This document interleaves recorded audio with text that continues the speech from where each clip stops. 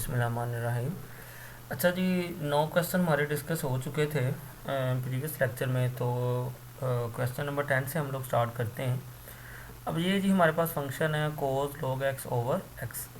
तो मैंने आपको एक आसान सा क्राइटेरिया बताया था कि जो ट्रिग्नोमेट्रिक फंक्शन है ना, कोई भी ट्रिग्नोमेट्रिक फंक्शन आ जाए, जैसे अब ये बहुत कॉम्प्लिकेटेड है, आपको नहीं पता चल रहा, तो मैंने आपको एक आसान सी चीज़ बताई थी कि कोई भी ट्रिग्नोमेट्रिक फंक्शन आ जाए ना, तो आपने क्या करना है, जो भी उसका एंगल होगा ना, उसको आपने आंखें बंद करके उसके एंगल को लेट कर लेना टी। सही है। तो देखिए इसमें भी आपको नहीं नज़र आ रहा। बेसिकली पुट हम मैंने लास्ट टाइम भी बताया था कि ये जो पुट करना होता है ना, ये क्यों करते हैं, इसकी क्यों ज़रूरत पड़ती है, सीधा सीधा इसको क्यों नहीं कर सकते। उसकी रीज़न यही है कि ये ऐसे बहुत कॉम्प्लिकेटेड लग रहा है आपको और हल करना बड़ा मुश्किल है, लेकिन इसकी बजाय अगर हम इसको पुट कर लेते हैं ना, सब्स्टिट्यूट कर लेते हैं, तो वो जो इंटीग्रल है वो बहुत आसान हो जाता है और उसको हल करना आसान हो जाएगा। तो उसको पुट करने का मैंने एक तरीका सिंपल बताया हुआ था। तो देखें आप, ये कोस के एंगल में log x है, तो log x को देखें मैंने t ले लिया, ठीक है। फिर इसके बाद मैंने कहा था आपने इसका डिफरेंशियल लेना है। वो काम डेरिवेटिव का ही करता है, लेकिन उसमें विद रिस्पेक्ट टू x नहीं होता। जैसे अब t है तो t का डिफरेंशियल dt हो गया, log x का आपको पता है 1/x होता है, तो x का जब लेंगे डेरिवेटिव लेंगे वो x का 1 हो जाता है, लेकिन इधर हम जस्ट d लेंगे डिफरेंशियल, तो वो dx ही साथ लिखा जाता है, ठीक है जी। तो अब नेक्स्ट ये t आ गया, dt आ गया। अब नेक्स्ट आपने क्या करना है, ये जो ऊपर वाला फंक्शन है इसमें वैल्यू लगाते हैं, देखना ज़रा ध्यान से। सबसे पहले तो ये कोस था, ये वैसे का वैसे आ गया कोस। अब ये log x को तो हमने t ले लिया है, तो इसकी जगह तो ये आ गया t। अच्छा, अब आप देखें बाकी बचा क्या है हमारे पास, ये ऊपर dx है, नीचे x बचा है, मतलब एक तरह से हमारे पास बन रहा है dx बटा x, ये चीज़ ही बच रही ना, ये दोनों। तो ये हमें पता है ये हमारी दोनों किसकी इक्वल आ रही है, dx ओवर dx, ये dt के इक्वल आ रही है। तो इसीलिए ये dx ओवर x की जगह ये मैंने क्या लिख दिया, dt लिख दिया। तो देखिए अब इंटीग्रल कितना आसान हो गया कि जी सिंपल हो गया, इसको इंटीग्रेशन करना बड़ा आसान है। तो कोस टी बन गया। तो कोस टी की इंटीग्रेशन हमें पता है वो कितनी होती है, साइन टी होती है, तो ये साइन टी प्लस सी आ गया। तो टी की वैल्यू अब दोबारा रिप्लेस कर दें, टी हमने log x लिया था, टी की जगह पे दोबारा ये रिप्लेस कर दें, क्वेश्चन खत्म हो जाएगा। ये ना 6-7 ट्रिग्नोमेट्रिक फंक्शंस हैं, सब की ना इंटीग्रेशन आपने याद कर लेनी है, ये यूज़ होती है, ठीक है। अच्छा जी, अब नेक्स्ट क्वेश्चन की तरफ चलते हैं। नेक्स्ट क्वेश्चन देखें ज़रा, ये थोड़ा सा इसको, असल में इसका कोई एग्जैक्ट रूल नहीं होता, लेकिन ये है कि आप इसको 1-2 बार प्रैक्टिस करेंगे ना, फिर आपके माइंड में ये हो जाएगा कि जी हमने इसको ना ऐसे सोल्व करना है, ठीक है। तो अब देखें ये cos 6 और sin 3 था, तो सबसे पहले तो मैंने इसको रीअरेंज करके लिख लिया, मतलब ये साइन वाला फंक्शन मैंने पहले लिख लिया, ये कोस वाला मैंने बाद में लिख दिया, ठीक हो गया जी।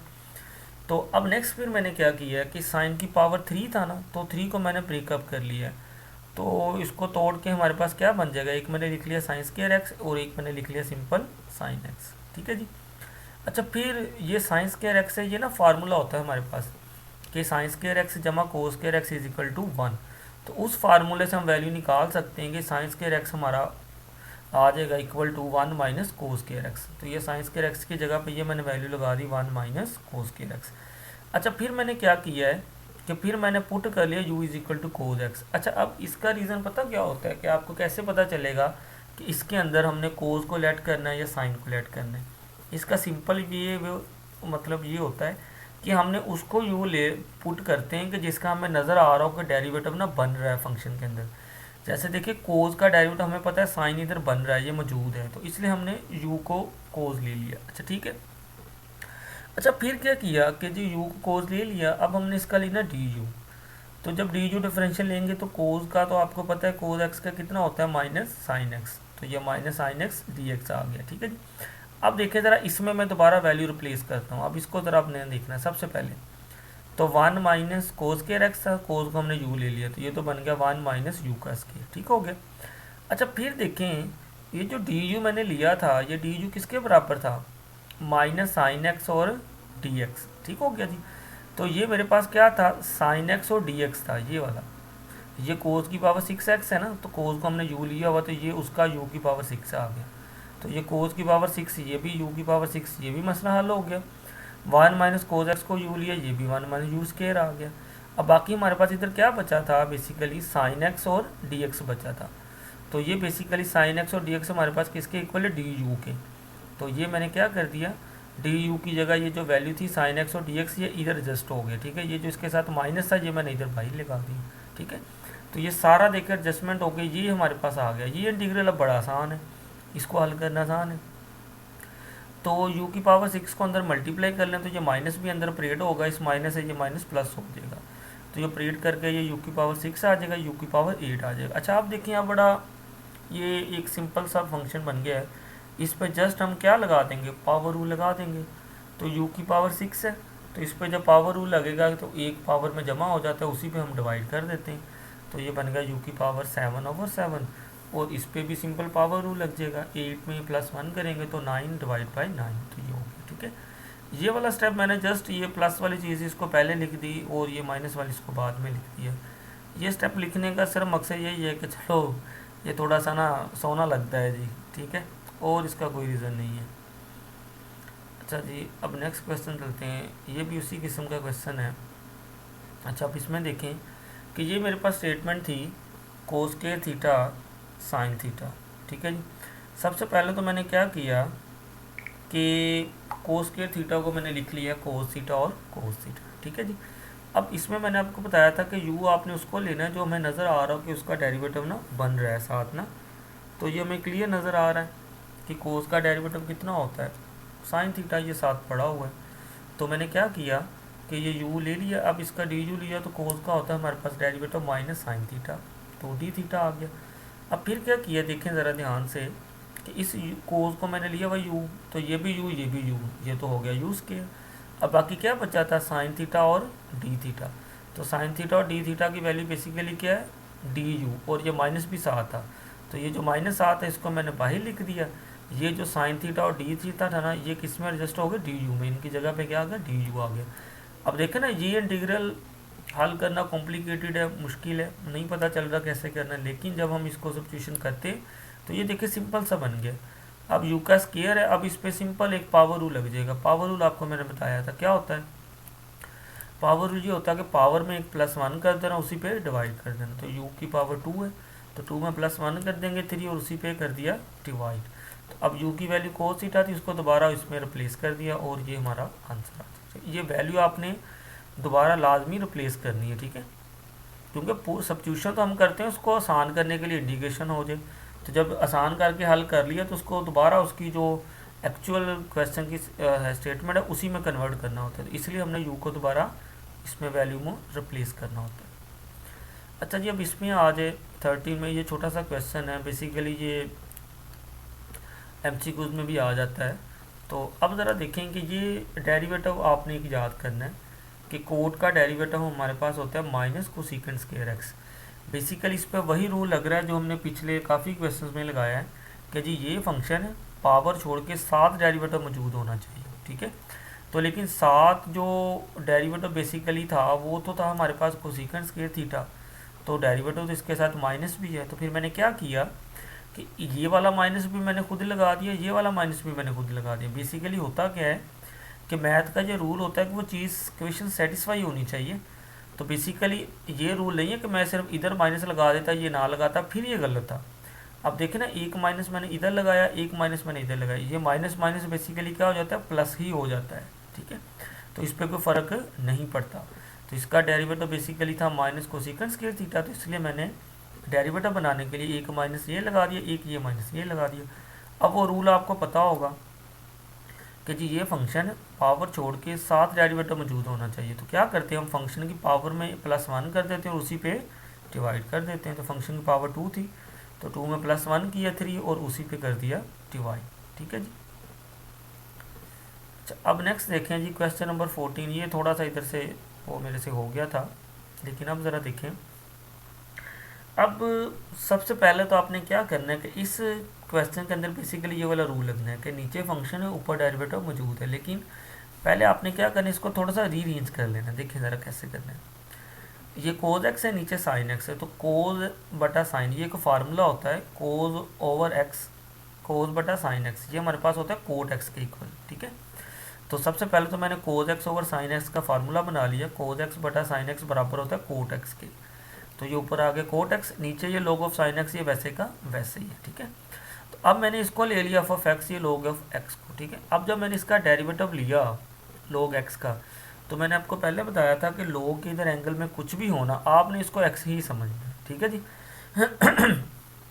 अब ज़रा देखें कि ये log एक्स है, तो log एक्स का डेरिवेटिव क्या होता है, 1/x, तो ये आ गया 1/x। अब दूसरा हमने इसके एंगल का भी डेरिवेटिव लेना होता है, तो sin x का डेरिवेटिव क्या होगा, cos x, तो ये इधर आ गया, तो cos ओवर साइन कितना हो गया, cot x हो गया। तो अब हमें क्लियर पता चल रहा है कि ये जो log ऑफ sin x, ये नीचे फंक्शन है, ऊपर उसका डेरिवेटिव मौजूद है, तो ये बन रहा है। तो बेसिकली फिर क्या होता है फार्मूला कि log f of x plus C, तो ये log ये वाला लगा दिया, तो f ऑफ x हमारा ये सारा ये log ऑफ sin x, तो इसलिए ये log ऑफ sin x ये इधर लिख दिया प्लस सी, ठीक है जी। ये क्वेश्चन में पेपर में भी आपने ये चीज़ साइड पे ये वाली हल कर देनी है, और ये फार्मूला भी ना लाजमी ये मेंशन किया करे, ये वाली चीज़ें ना पेपर चेक करने वाले पे बहुत अच्छा एक्सप्रेशन जाते हैं इन चीज़ों में। अच्छा जी, अब क्वेश्चन नंबर 15 देखें, 15 में भी ऐसा कुछ ही है, लेकिन फार्मूला चेंज हो गया। देखें ज़रा कैसे। सबसे पहले मैंने क्या किया कि ये cos x over sin x था, तो cos ओवर sin आपको पता cot x के इक्वल होते हैं, तो ये cot x लिख लिया, ठीक है। अच्छा, फिर मैंने क्या किया कि जी log ऑफ sin x को मैंने ले लिया फंक्शन। तो अब जब मैंने इसका डेरिवेटिव लिया, तो देखें log x है, तो log x का डेरिवेटिव क्या होता है, 1/x है, तो ये आ गया 1/x। फिर इसके एंगल का भी डेरिवेटिव लेना होता है, तो sin x का डेरिवेटिव कितना हो गया, cos x, तो cos ओवर sin कितना होता है, cot x।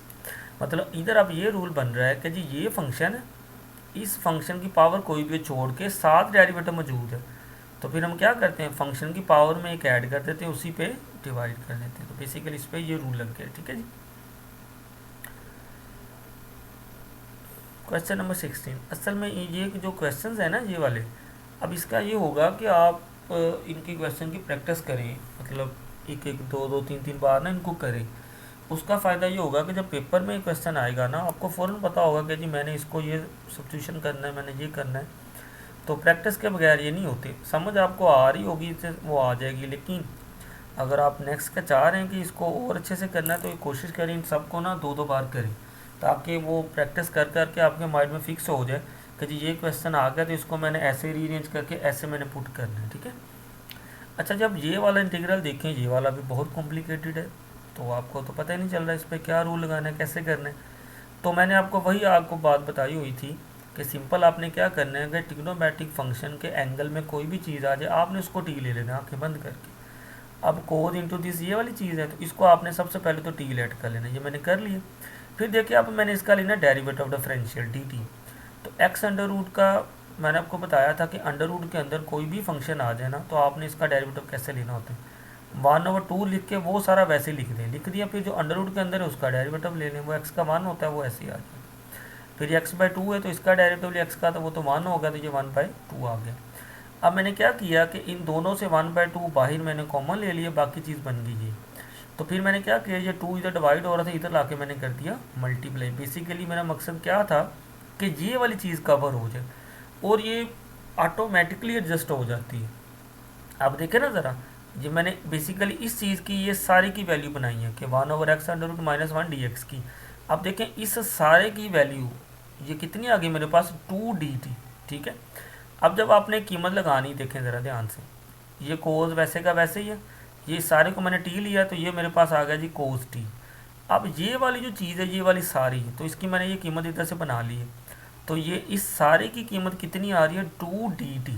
तो मैंने क्या किया, 2 कॉन्स्टेंट बाहर लिख लिया, dt इधर लगा दिया। अब देखें ना, ये इंटीग्रल कितना कॉम्प्लिकेटेड था, लेकिन जब मैंने पुट किया इसको, इस सारे की वैल्यू ये 2t बन गई इधर लगा के, तो ये मेरे पास सिंपल आ गया। तो अब कोस टी की इंटीग्रेशन आपको पता है, कोस टी की इंटीग्रेशन आपने याद कर लेनी है, वो कितनी होती है, साइन टी होती है। तो ये इसकी साइन टी आ गई। अब टी की वैल्यू जो हमने ऊपर लेट की है उसको दोबारा इधर रिप्लेस कर देंगे, हमारा आंसर आ जाएगा। अच्छा जी, अब ये देखें जी, क्वेश्चन नंबर कितना था, 16, ठीक है ठीक है। ये आ गया जी 17 क्वेश्चन। अच्छा, अब इसमें ज़रा देखें कि यही चीज़ें बेसिकली जो मसला बनता है ना स्टूडेंट्स को, स्टार्टिंग पॉइंट ही नहीं मिलता कि जी स्टार्ट कहाँ से करना है और कैसे याद रहेगा। उसका एक ही तरीका है, मैं बार बार आपको कह रहा हूँ कि आप हर क्वेश्चन को दो दो बार करो। देखो ना, अब ये पेपर में क्वेश्चन आ जाता है ये वाला, तो अगर आपको स्टार्टिंग पॉइंट ही नहीं पता चल रहा है जी मैंने इसको करना कैसे, तो आपने बैठे रहना है, हालांकि समझ हो सकता है हो इसकी आपकी। तो ये चीज़ें तभी माइंड में रहनी है जब आपने क्वेश्चन को कम से कम 2 बार करें। अच्छा, अब इसमें मैंने क्या किया देखिए ज़रा। सबसे पहले तो ये e की पावर 3x था, तो मैंने इसको लिख लिया e की पावर 2x और e की पावर x। बेसिकली ये रूल होता है कि नीचे वाले सेम हो तो ऊपर पावरें जमा हो जाती हैं। देखिए नीचे वाले सेम है, ऊपर पावरों को जमा करेंगे तो वो e की पावर 3x ही बन जाएगा। तो इसलिए मैंने e की पावर 3x को ये ऐसे लिख दिया। अब मैंने नेक्स्ट क्या किया है कि इन दोनों में देखिए नज़र आ रहा था e की पावर 2x कॉमन है, तो e की पावर 2x को कॉमन ले लिया, इसकी जगह पे 1 आ गया। ये e की पावर 2x कॉमन चला गया, बाकी इसकी जगह e की पावर x आ गया। अब चूंकि दोनों के ऊपर अंडर रूट था तो अंडर रूट को हम लिख सकते हैं 1/2, तो मैंने दोनों के ऊपर ये 1/2 डाल दिया। अब बेसिकली ये 1/2 है, ये 2 से ये 2 तो कट जाएगा, तो ये तो सिंपल रह जाएगा e की पावर x। ये सारा वैसे का वैसे आ जाएगा, ये बन गया। अच्छा, अब इधर एक रूल बन रहा है ये वाला, ये हमने पहले भी काफ़ी बार किया हुआ है कि जी ये फंक्शन है पावर छोड़ के 7 डेरिवेटिव मौजूद हो तो फंक्शन की पावर में +1 कर देना, उसी पे डिवाइड कर देना। अब हमें क्लियर नज़र आ रहा है कि जी ये फंक्शन है 1 + e की पावर x पावर छोड़ के। अब इस सारे का डेरिवेटिव अगर हम लोग लें तो 1 का तो होता है 0, e की पावर x का डेरिवेटिव होता है e की पावर x ही, तो वो साथ मौजूद है। तो अब हम क्या करेंगे, इस रूल के मुताबिक फंक्शन की पावर में +1 कर देंगे और उसी पे डिवाइड कर देंगे। तो ये देखिए क्या किया मैंने, ये फंक्शन की पावर में +1 कर दिया और इसी पे डिवाइड कर दिया। 1/2 + 1 को सोल्व करेंगे तो ये आ जाएगा 3/2 और नीचे भी आ गया 3/2। तो अब 3/2 को जब सोल्व करना है तो 3/2 ऊपर जाके क्या हो जाएगा 2/3, क्योंकि ऊपर जाके उलट हो जाता होता है। ठीक है जी, तो ये हमारा क्वेश्चन होगा सोल्व। अच्छा, अब नेक्स्ट चलते हैं। अब देखना ये छोटी छोटी चीज़ें, ये स्टार्टिंग पॉइंट्स, हालांकि नेक्स्ट हो सकता है ये रूल भी आता हो, सारा कुछ ही आता हो, लेकिन यहाँ से नहीं आपके माइंड में रहेगा तो फिर ये नहीं ना नेक्स्ट चल सकता। अच्छा जी, अब नेक्स्ट देखें क्वेश्चन नंबर 18। अब इसका भी देखें ज़रा स्टार्टिंग पॉइंट क्या लेना है। सबसे पहले तो देखें कि मैंने क्या किया है कि ये e की पावर -x था, तो ये ऊपर माइनस का नीचे जब जाएगा बटे में प्लस का हो जाएगा, तो ये 1/e की पावर x ये मैंने कर दिया। अब फिर मैंने क्या किया, नीचे इसके 1 होता है तो इनका एलसीएम लेके ये चीज़ बन गई। अब ये ज़ाहिर सी बात है फ्रैक्शन में ऊपर जाके ये उलट हो जाती होती है, तो e की पावर x ऊपर चलेगा, ये 1 + e की पावर 2x ही नीचे रहेगी। अब फिर मैंने क्या किया है कि अब इसकी इंटीग्रेशन भी नहीं समझ आ रही होगी आपको भी, पता नहीं कैसे हल करनी, बहुत कॉम्प्लिकेटेड है। तो इसमें भी मैंने क्या कर लिया, u को मैंने लेट कर लिया जी e की पावर x। ठीक है, मैंने आपको पहले बताया कि ये जो सब्स्टिट्यूशन करने का होता है ना, इसका कोई एग्जैक्ट रूल नहीं होता, तो ये प्रैक्टिस से ही थोड़ी सी चीज़ें याद रहती हैं आपके माइंड में, या ये तरीका होता है कि हमने उसको लेट करना होता है जिसका क्वेश्चन के अंदर साथ ना डेरिवेटिव हो। अच्छा, अब नेक्स्ट आप देखें कि क्या किया है कि u है तो u का डेरिवेटिव हमने ले लिया du, तो वो e की पावर x का e की पावर x ही होता है, dx आ गया। अच्छा, फिर मैंने क्या किया कि ये जो सब्स्टिट्यूशन की है इस ऊपर वाले में मैंने रीअरेंज कर दी। देखें ज़रा कैसे की। सबसे पहले तो ये 1 आ गया, वैसे आ गया, प्लस अब देखिए e की पावर 2x है, तो बेसिकली ये u e की पावर x था, तो जब मैं इधर दोनों तरफ स्केयर ले लूँगा, u का स्केयर और इधर भी स्केयर, तो ये 2 इससे मल्टीप्लाई होकर e की पावर 2x ही आ जाएगा। ठीक है, तो बेसिकली ये e की पावर 2x जो है ये किसके बराबर है, e की पावर x u के, तो e की पावर 2x बन जाएगा हमारे पास u के स्केयर के। अच्छा, अब इसके ऊपर था e की पावर x dx, तो ये हमने जब लिया ये e की पावर dx, इस सारे की वैल्यू कितनी आ गई, du आ गई, तो इस सारे ऊपर वाले e की पावर dx की जगह मैंने क्या लिख दिया, इधर du लिख दिया। अब ये tan इनवर्स का एक फार्मूला होता है, ये आपने याद कर लेना है कि जी tan इनवर्स x का डेरिवेटिव होता है हमारे पास 1/1 + x²। ठीक है जी, तो इस अब 1/1 + x² की इंटीग्रेशन क्या होगी, tan इनवर्स x होगी, क्योंकि डेरिवेटिव और इंटीग्रेशन दोनों एक दूसरे के उलट होते हैं। ठीक है जी, तो ये बन रहा था, तो इस सारे की इंटीग्रेशन ये चीज़ बन रही, तो इस सारे की इंटीग्रेशन होती है tan इनवर्स x, तो ये मेरे पास आ गई tan इनवर्स u। तो अब u की दोबारा वैल्यू रिप्लेस कर दें, तो u की वैल्यू क्या थी, e की पावर x, तो ये मैंने दोबारा रिप्लेस कर दी और ये हमारे पास क्वेश्चन सॉल्व। देखें जी, ये हमारी 6.3 कंप्लीट हो गई है। अब नेक्स्ट हम इंशाल्लाह 6.4 स्टार्ट करेंगे। ठीक है, मैंने आपको कहा था कि जितने भी डिपार्टमेंट में ये बुक पढ़ाई जा रही ना, जितने भी आपके फ्रेंड्स हैं, तो आप सबके साथ में शेयर करें। ठीक है, बेसिकली ये लेक्चर्स मैं आप लोगों के लिए ही बना रहा हूँ कि ताकि सबके लिए आसानी हो जाए, तो आप भी कोशिश करें कि ये नेक्स्ट ना सबके साथ शेयर करें। ठीक है, ताकि ज़्यादा से ज़्यादा लोग इसको देख सकें, और कोशिश करें सब्सक्राइब करने का मैंने ये कहा था कि चलो उसका ये फ़ायदा होता है कि जैसे ही आपको मैं लेक्चर अपलोड करता हूँ आपको नोटिफिकेशन मिल जाया करेगा कि जी ये नई वीडियो आ गई, तो आप उसको ना देख लीजिए करें, ठीक है। ये बेसिकली BS स्टैट में भी ये बुक पढ़ाई जा रही है, BS केमिस्ट्री में भी ये बुक पढ़ाई जा रही है, और भी मेरे ख्याल में 2-3 माइनर सब्जेक्ट होंगे, तो उसके साथ भी ये पढ़ाई जा रही है। तो आप जितने भी आपके फ्रेंड्स हैं ना BS केमिस्ट्री में, BS जोग्राफिया में, जहाँ जहाँ भी ये बुक पढ़ाई जा रही है, तो आप ना कोशिश करें सबके साथ ना शेयर करें, ठीक है। ये इतनी जो एफर्ट मैं कर रहा हूँ ये आप लोगों के लिए ही कर रहा हूँ, और ये एक लेक्चर बनाने पे कम से कम 2 घंटे लग जाते हैं कि पहले एक एक क्वेश्चन को पेज पे सॉल्व करो, फिर उन पेजेस की तस्वीरें बनाओ, फिर उनकी PDF फाइल बनाओ, फिर सॉफ्टवेयर में इसको रिकॉर्ड करो, फिर दोबारा अपने मोबाइल में सेंड करो, फिर दोबारा आपको करना पड़ता है। मतलब कि इतनी एफर्ट इस पे होती है, तो आप कोशिश करें कि इसको ज़्यादा से ज़्यादा ना नेक्स्ट से नेक्स्ट शेयर करें, ताकि मतलब मुझे भी जो ये एफर्ट मैं कर रहा हूँ इसका कोई फ़ायदा हो जाए, ठीक है। ओके जी, थैंक यू वेरी मच।